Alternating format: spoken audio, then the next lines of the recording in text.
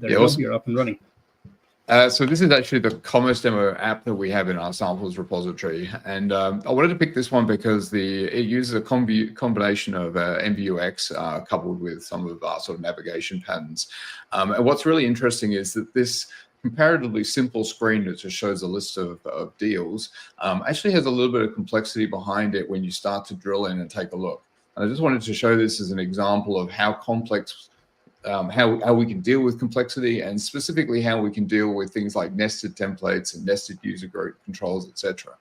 So when I go into Hot Design edit mode, you see the standard layout that Sam was showing. One option that he didn't mention is the ability to zoom in and zoom out.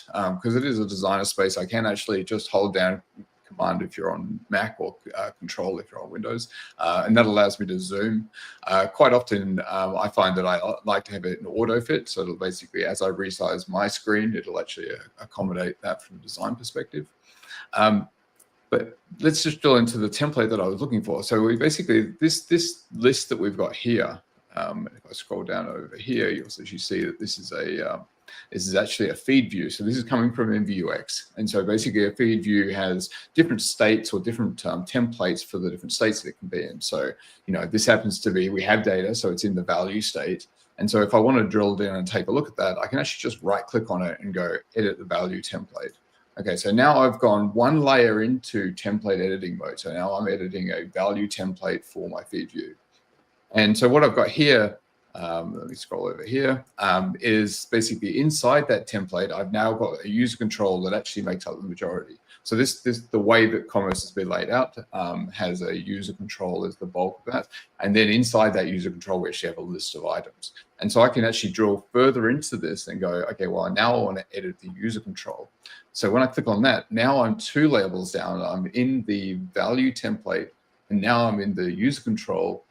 And now I have a list of items, and as Sam demonstrated, I can now go in and edit the item template. So Sam showed this from the property grid, where you can go edit item template, but you can actually just right click on it and go edit item template.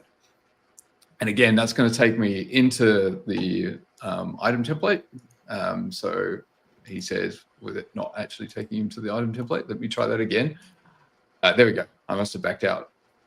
So let me just zoom out. So now we're editing the individual items that are in that vertical list that we were seeing. And as Sam showed, I can navigate forward and backward between those.